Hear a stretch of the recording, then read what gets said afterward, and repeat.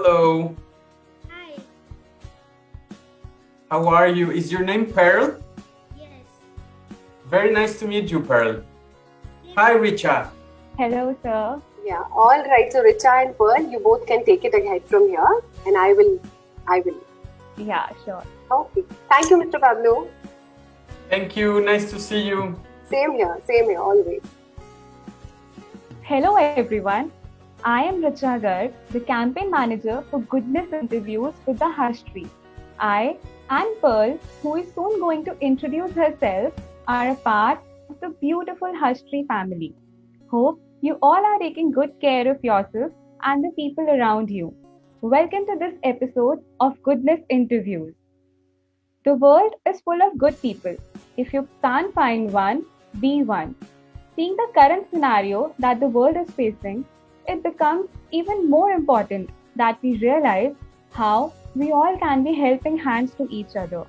How we are all just the same, divided by nations, united by mankind. Beautifully quoted, Richa ma'am. Hello everyone. I am Pearl Anand, a student of grade 7 from 𝐵𝐻𝐻𝐿, Uttarakhand. We all need to work on this journey of goodness, and I believe together we can build a world we want, a world we would be proud to leave for our future generations. UNESCO, one of the world's leading organizations, is walking this journey along with us. And today, we have one of their leaders for a beautiful conversation here. We would like to welcome the education specialist at UNESCO India, Mr. Juan Pablo. Hi, Pearl. Thank you so much. I just want to clarify that I am in charge of the area of UNESCO that is called Social and Human Sciences. Education is, of course, part of our mandate, and it's at the core of what UNESCO does. But I am in charge of the area working with youth on peace, on social inclusion, on gender equality, on many areas that certainly relate to education, and we do a lot of capacity building and training too in the meantime. It is a pleasure to be able to meet you, sir. It's a pleasure to meet you too, and of course, let me say that I have to thank the Hush Tree. It's really great to be here as a guest for the Goodness Interviews, and UNESCO is very proud to support this initiative and to support the Hush Tree in trying to be a platform for a better future for the children of India and the world. Sure, sir. It's our pleasure also to partner with you, and I'm sure it is going to provide a good platform to our kids as well. So, welcome to the Hush Tree. And I'm so delighted that I'm getting a chance to talk to you. So, before anything else, please take us through your work as the Social and Human Science Specialist at UNESCO India. Thank you, Richard. Yes, I mean, as I was saying, I am in charge of implementing UNESCO's mandate, so its program in this region of the world, India and several other countries like Bangladesh, Nepal, Bhutan, the Maldives, and Sri Lanka, on the part of UNESCO that it's working on issues related to unleashing the power of social sciences, of the humanities, and addressing the challenges of inequalities, of social inclusion, of youth empowerment, of the fight against racism and discrimination, working also to redress gender inequalities. And we do that by supporting our member states, which is every country, and within the countries, the societies, and working with different type of partners that are working in the same line as us to change all of these areas for the better and to ensure we are achieving the goals that the UN has set forward for a peaceful and sustainable world by 2030. That's Great. After hearing about the great work you do, I feel honored to talk to you, sir. Can you tell us something about your childhood? Like, where were you born? How was your family? Well, thank you, Pearl, for that lovely question that makes me travel back in time. You know, I am originally from Mexico. I've had the privilege of, because of my studies and since I joined UNESCO some 10 years ago, I've been living in many countries in the world. India is my home right now, and it's a beautiful country I have the privilege to be in. And I remember my childhood and my family as a very, let's say, beautiful place where I learned the value of work, because my parents were always hardworking and always teaching us that with hard work, you set the foundation to accomplishing what you want. And also different values like the importance of family, learning about different cultural areas, having a rich cultural background. And that is something that Mexico, my home country, and India share. A very big cultural diversity, a very big richness in terms of beauty, colors, natural sights, amazing food. So you can imagine that growing up in a place like Mexico and living now in India, I find a lot of things in common. Great, sir. As a child, what did you fear the most? Well, the typical thing is, for a while I was afraid of the dark. You know, I remember needing like a lamp on nearby to be able to fall asleep. So that's something that I recall. But I think that from early on, one of the fears I had was for people that I love to not be happy, to suffer. And I think that later on translated into a feeling of empathy and a feeling of social duty to work towards, I don't know if I would call it the common good, but at least maybe that's what brought me into international public service. So those are the two little anecdotes that I would share with you today. Thank you, sir.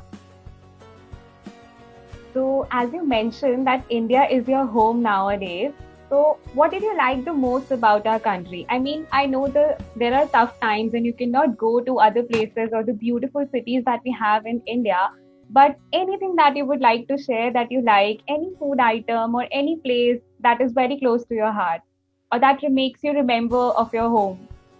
Oh, it's a very difficult question, Richa, because, you know, as you say, for now, I have not been able to visit as much as I would love to in the country, but particularly because I would not want to tell you that I have a favorite spot, because everyone would say like, hey, that's not fair. What I love the most about India, it's diversity.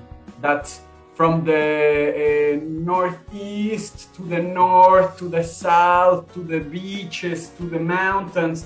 India has a lot to offer, and not only in terms of its geography and its natural beauty, but also in terms of its people, because India, it's like not only one of the cradles of humankind, but also a very big reservoir of diversity in the world. We have so many different languages, so many different traditions, so many different even food and cuisines. So it's I think that's what I like the most about India, that it's really never ending in terms of learning more, seeing more, eating more, meeting more people. It's really never ending. Absolutely, sir. I think every Indian is proud of the diversity that India has, and I hope that the situation becomes better soon and you get to visit as much as you can in our country and taste many new cuisines as well. Thank you. Sir, what were your hobbies? Wow, Pearl. Yes, I mean, growing up, I have many different hobbies. Right now, the one that comes to my mind, and because it has always been very close to my heart, is that I was playing the trumpet in my school, and then in different groups with my friends. So music and playing the trumpet and growing up in an environment full of music and musician friends growing up was something something that I cherish very much. And later on, I started with something that is today a very important hobby or part of my life, that is practicing yoga.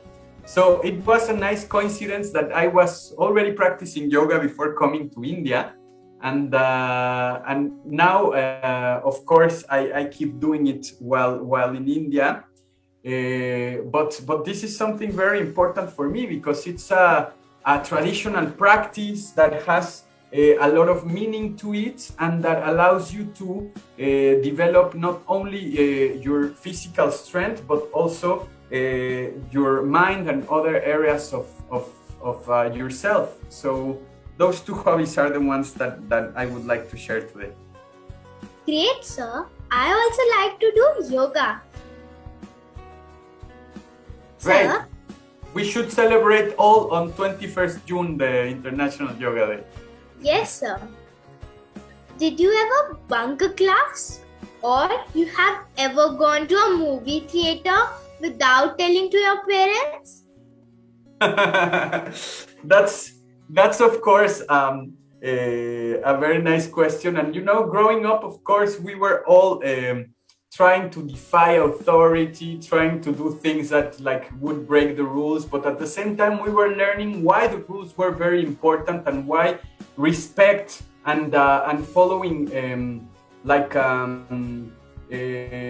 a respectful path was very important. No, I remember something that maybe speaks a little bit about myself. That yes, once we decided with some friends that we were not going to school that day and that we were going. It wasn't for a movie; it was bowling. But listen how we do it, and we were probably kind of well-behaved students. We decided that we were doing it, and we let our parents know. And the mom of one of my friends was the one taking us to the bowling, so everyone knew that we were skipping a class. But our parents in that sense supported us for once, as long as we were not missing an exam or a deadline or submitting a paper or whatever. But I can tell you that even with these not very common ideas at the time, my parents were supportive. My parents would be really mad at me if I ever do that. Well, first you have to ask, and then you have to convince. Okay, so there is one life mantra that each one of us have and follow. Like for me, it's one day or day one, you choose. And it has really helped me to make the most meaningful decisions of my life. So I want to know, what is your life mantra? Like any favorite quotation of all times that you believe in and want us also to follow the same. I don't know. Of course, I have many mantras or guiding principles that I have learned from so many people that have been mentors or parts of my growing up and my education and my professional life. But the thing that comes to my mind when asked that question, and I can tell you it's not only because we are in India and because UNESCO has a very strong connection with Bapu, with Gandhi, just like the country, of course. But I honestly have been always have very present this important mantra that Bapu has for the world, that says that we have to be the change that we want to see in the world. I think that is very important because it speaks of empathy. It speaks of you putting yourself in a position of understanding. It seems that you need to align your desires and what you want to see in the world to what is out there. So I think that is a very rich phrase, and I definitely feel inspired by it. That's really inspiring. Sir, did you ever get scolded by your parents or teachers? Did you like going to school? Please share your most memorable memory. I cannot lie about this. I always liked going to school. You know, I have one older brother, and so early on, when I was still staying at home, I could realize that he was going to school, and I kept asking my mom, I want to go to school too. I see my brother is going there every day. I also want to go. So I think in that sense, my mom sent me to the kindergarten, to preschool, even 1 year younger than usual in Mexico, because I really wanted to go. So I always enjoyed it, and I enjoyed it because that's a place where you learn, where you interact with teachers who are always there to teach you so many things, because it's a place where you meet people and you have extremely good experiences with friends. So I always loved it. On the side of if I was ever scolded, I can tell you that I was very fortunate to always find my way around and working hard enough to get good grades. But the reason I was scolded in general was because I was very, very chatty. I could not speak. I could not stop myself from talking during class, to trying to talk with the colleague next to me, and I was always very chatty. So that's one of the only things that ever got me in trouble in school, that I could not stay quiet when I had to. I could totally relate to you on this, because even I loved going to school when I was a child. I used to cry on Sunday that I want to go to school. And similarly, I was good in studies, but the only complaint that my mom has to face in my parents-teacher meeting was that she's very talkative, she doesn't let others speak in the class.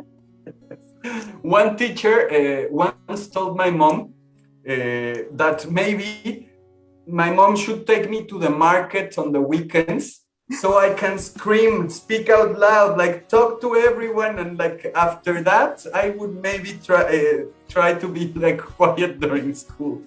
My mom never took me to the market to do that, just to accompany her or whatever. But I think I ended up achieving the right balance between being talkative in general and learning when to be quiet. That's nice, sir. So, as a part of History, we teach about the importance of developing the right habits in kids. Example, reading, mindful living, etc. And how important it is to have empathy and be an ethical human being.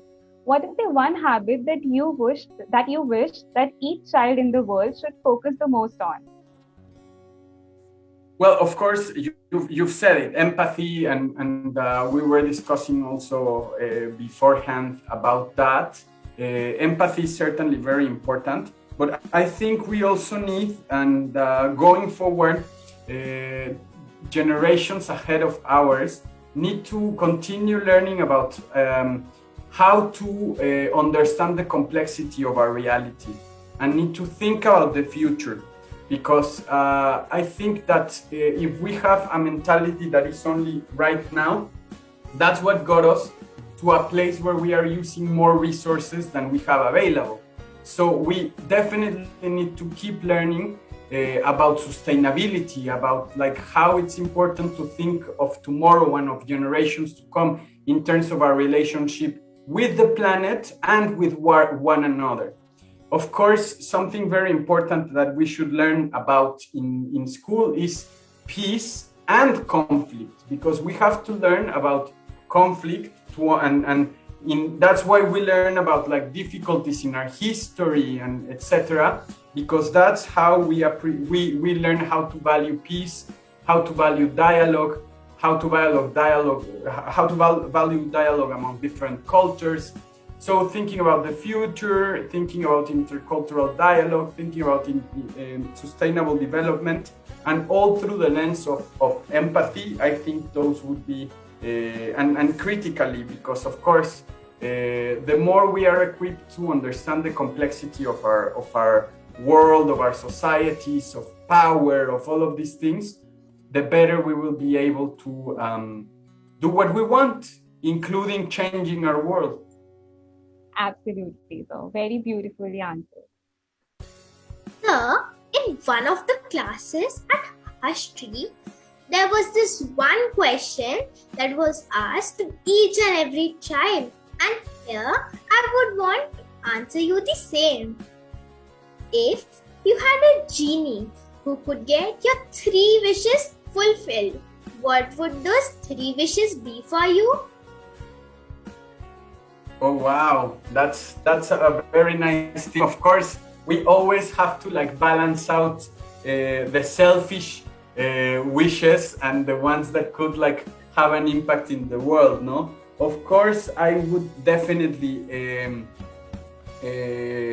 first think, and particularly in the context of the pandemic, the wish of health, no? Because health is the basis of our well-being and the well-being of our loved ones, of our society, etc. So, I mean, if I could wish at large for a world where we have solutions for all the diseases and that we have answers to address not only issues related to physical disease, but to mental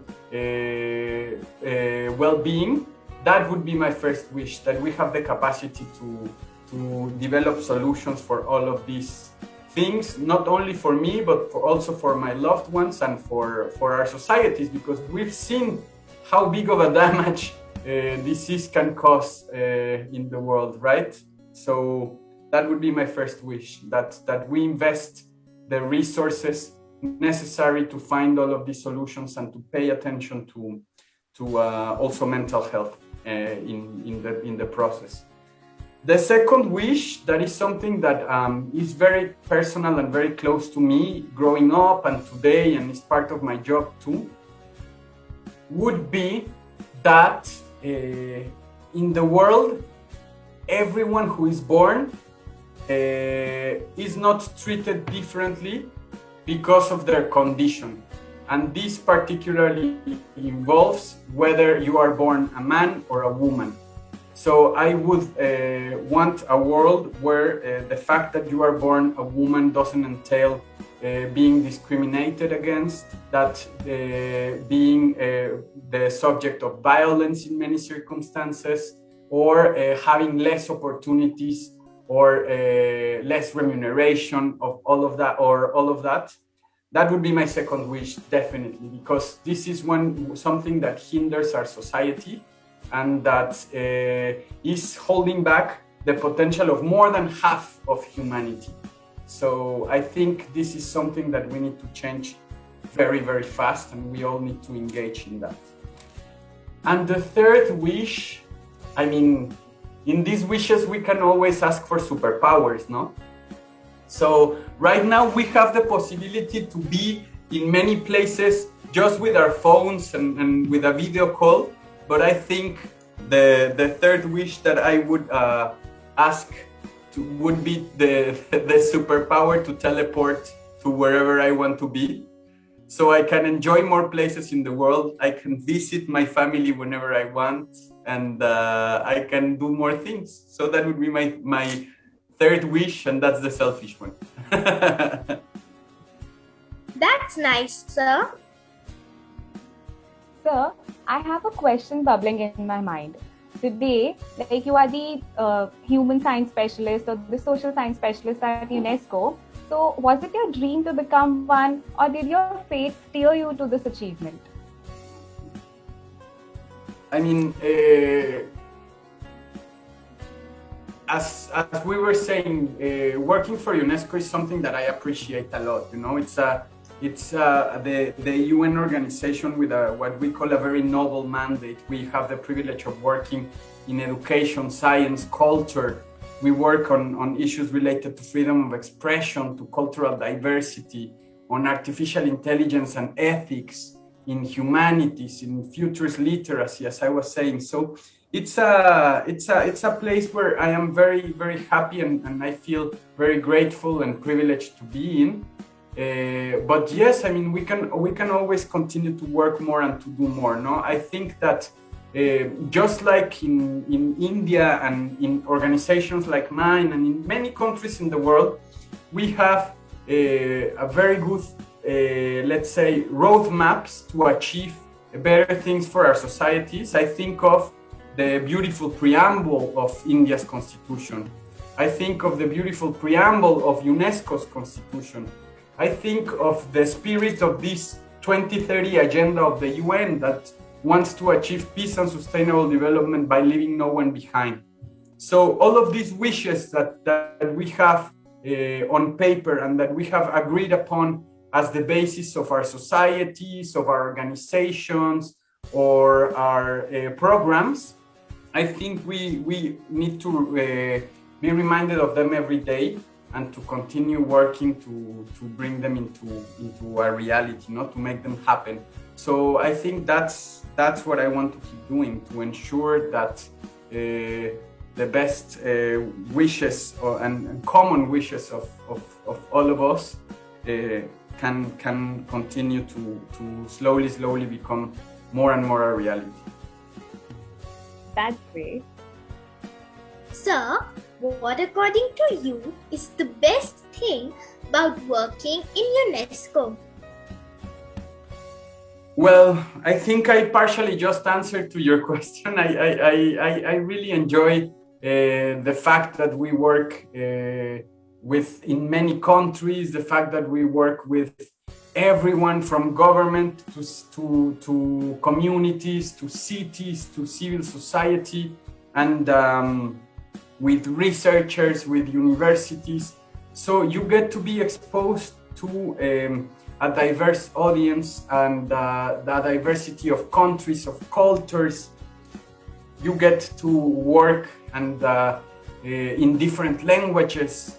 So I think that's what I love the most. Not only the substance of what we do, that, as I was saying, it's very fulfilling to feel that you are contributing to these noble aspirations, but also the context where we do it and the partners that we do it with is also something that is very rewarding for me personally.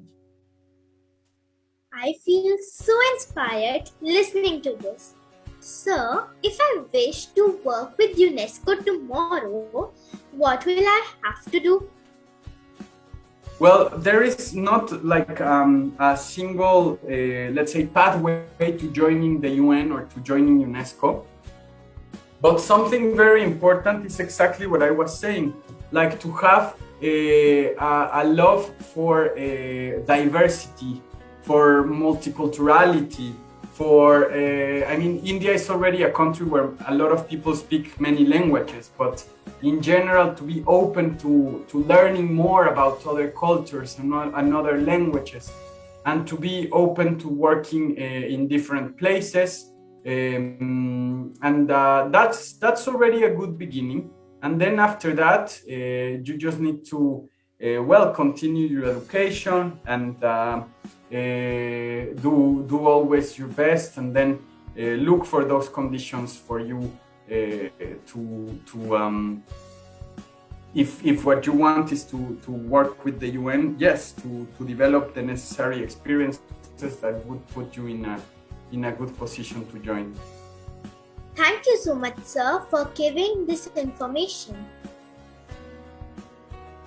So, working in UNESCO and working for a cluster of countries, there is no better person than you to answer my next question.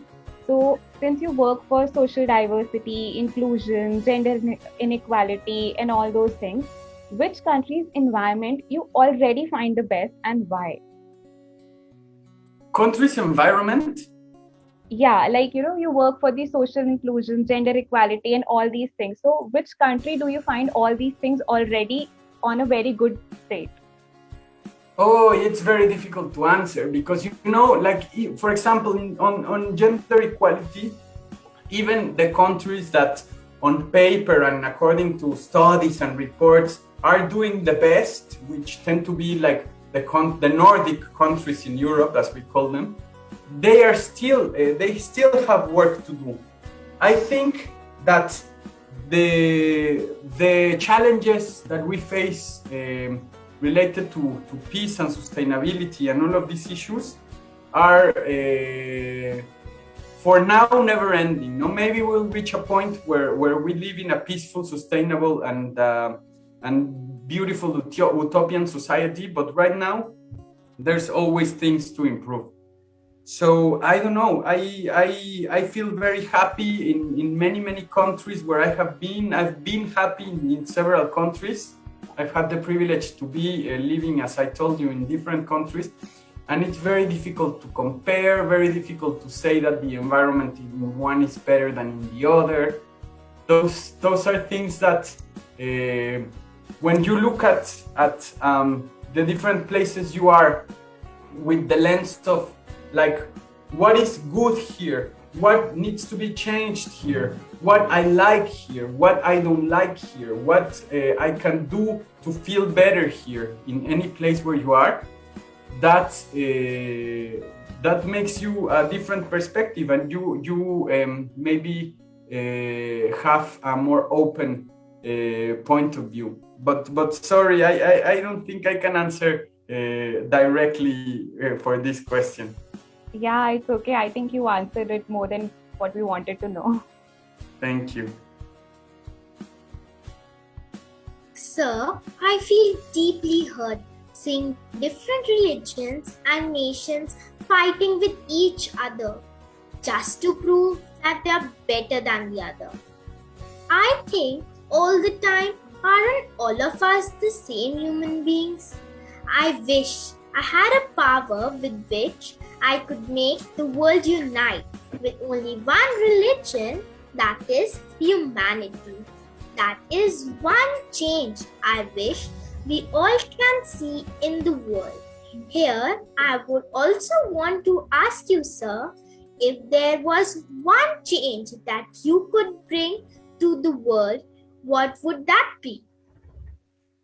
Well, the one you imagine is already very beautiful and very pertinent for in line with what we've been talking about. So definitely, I mean, for all of us to understand that, again, going back to Gandhi, that we are one family, that would be extremely important.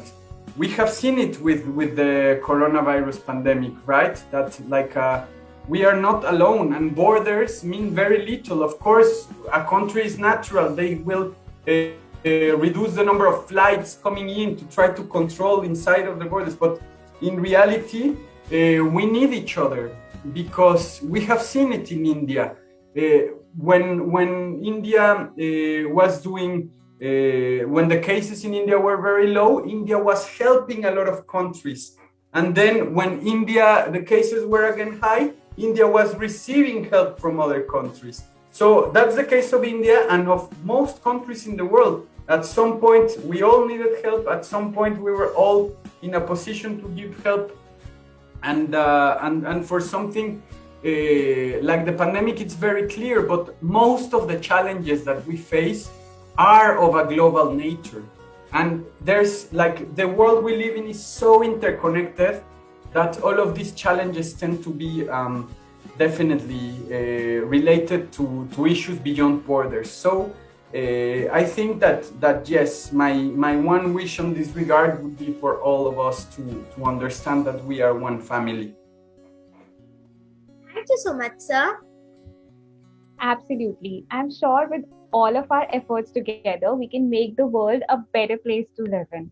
Thank you for this wonderful conversation, sir. We have pretty much covered all our questions and enjoyed every moment talking to you. Hope you enjoyed it too. Yes, it was great to be here. I really enjoyed, and I thank you so much, Pearl. I thank you so much, Richa. It's been lovely to meet you, lovely to talk to you, and I hope that everyone who will watch this will use the available platforms to have conversations, to interact, and to continue engaging in the series of goodness interviews and with the Hush Tree. To achieve these noble objectives that definitely resonate with UNESCO's mandate. Thank you so very much. I'm sure, sir. Thank you. Thank you for your time, sir. You answered all our questions so beautifully. If there is anything that you would want to know from us, we would love to share that. I mean, of course, Pearl, now I'm curious, what were your 3 wishes for the genie? So my 3 wishes for a genie is that I want to change this world. Like, some people are still like having a difference between that this person has a dark complexion and this person is like has a fair complexion. This is my first wish that I want to change, and the second wish is that, like, here the poor people should also get education. Like, if they could be given a school for that, or they could have books that the government should provide. And my third wish is that if I have superpowers to make coronavirus better one, like to reduce the amount of cases, and so that the coronavirus should be better in places. Nice. Thank you so much, Pearl, for sharing those with me. I'm always curious about that question. You know what mine are? What would be your wishes, Richa? Yeah, they're just 3 wishes. That is, go Corona, and go Corona. Right now, yes, for sure. Yes, I just want it to end. Yes, I think everything will be in place if Corona goes. Yes, but it's also, I mean, it's in our hands to the type of world that we go back to, no? If we want to continue doing the things as we were doing them before, or if we want to change something for the better. So I think that, yes, of course, a lot of families, a lot of people have struggled with the pandemic, and it's had very negative impacts in families, in people, in societies, in economies.